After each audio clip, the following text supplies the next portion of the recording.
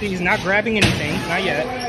Everybody stay back. I like the guy in the beige jacket. Again, another Oshawa. He could be. I guess Walmart's the same everywhere, pretty much. But another Oshawa character. Everybody stay back. He's an off-duty Walmart guy. Smock being revealed after he takes off his coat. So they're not going to do anything, though, right? This is California. You're going to give it an award. Guys, get away from me. That's it, eh? That's it. So it's just a smash, if I'm not mistaken. He didn't grab anything, didn't run away. The what doesn't run away? Or no, he didn't grab anything and run away. Sorry. Yeah. I think this is just part and parcel for California, Eric. And I wish we had the Second Amendment here for a litany of reasons, not to murder the guy. That's what you're thinking. But what I'm saying is we just don't have that sort of stuff happen here, for better or for worse. It's just not something I'm privy to. I'm privileged to get to witness. Let me ask you this, Eric. In all the places you've lived, maybe even in Arizona, is there a big theft problem at Walmarts and stuff like that because of self-checkouts? I don't believe so. Not in Arizona. I mean, what we were having was the catalytic converters. That was everywhere. Right. People were stealing catalytic converters, and the cops found like a warehouse full of them.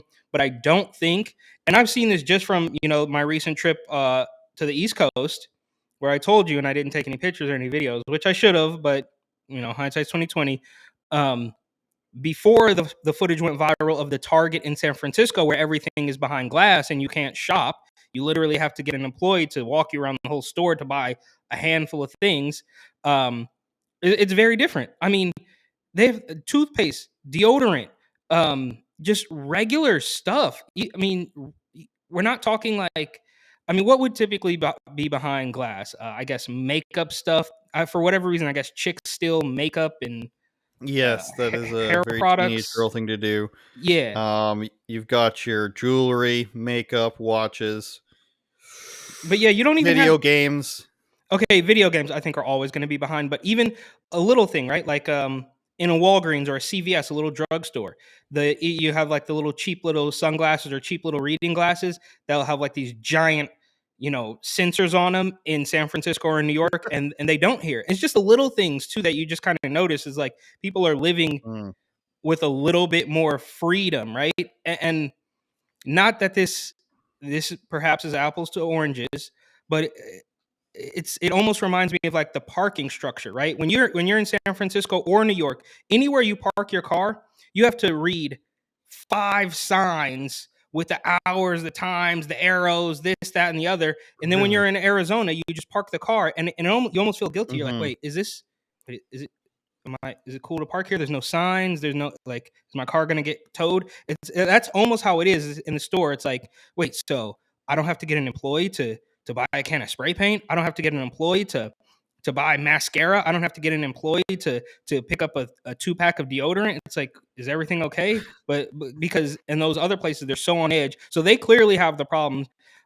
This guy, however, to bring it back to this clip, he's just, he doesn't even look like he's after anything. He's probably, bro, he's probably just in a whole nother world. Like, I don't know if you remember that clip from the Doors movie where Jim Morrison, they're like doing like a press conference, and he's just like on this completely, he doesn't know what's going on. Reminiscent, last thing here, of the video we watched a handful of weeks ago of the guy kicking down the stoplight in San Francisco. It's like, we can see them because we're all living in reality, like in the world, but in their mind, they're probably climbing through a jungle or defending themselves from the serpents that are attacking that, who knows what those people are doing. And this is happening as Gavin Newsom is saying he's going to send in the National Guard and the CHP, which is all it's all fake. It's all press conference stuff. They rule by press conference, and nothing's going to change. After Walgreens left, after Whole Foods closed, now you have the two of the biggest retailers, Nordstrom and Saks Fifth Avenue, leaving San Francisco, and you watch this video, and there's nothing you can say that would, that alone, that one scene, it makes sense for a giant retailer to say, you know what? It's just not worth it for us here. So it's only a matter of time before Walmart leaves, just like they did Portland.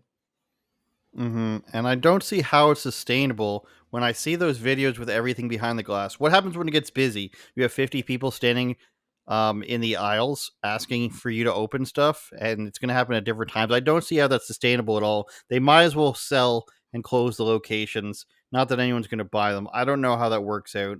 And to your point about the guy smashing the light and everything, and this guy smashing the counters, it's like it's like those videos from New York that used to be more viral back in the day.